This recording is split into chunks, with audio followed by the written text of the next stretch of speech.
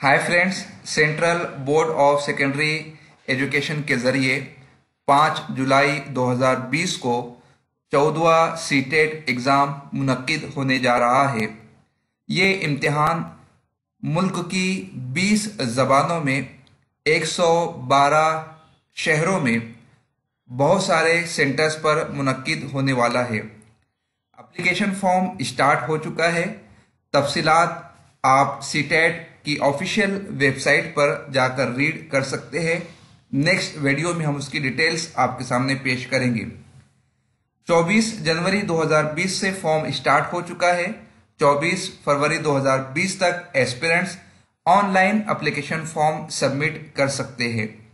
Fees की बात की जाए तो जनरल और ओबीसी कैटेगरी के कैंडिडेट्स अगर पेपर 1 या पेपर 2 सिलेक्ट करते हैं तो उन्हें 1000 रुपया पे करना होगा, और अगर वो दोनों पेपर देना चाहते हैं तो इस सूरत में उन्हें 1200 रुपया पेड करना होगा।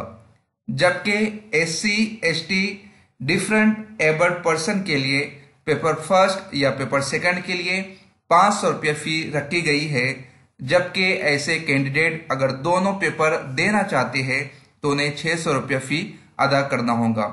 ये कुछ सरसरी मालूमात थी जो हमने आपके सामने पेश की। नेक्स्ट एपिसोड में कंप्लीट मालूमात आपके सामने पेश करेंगे।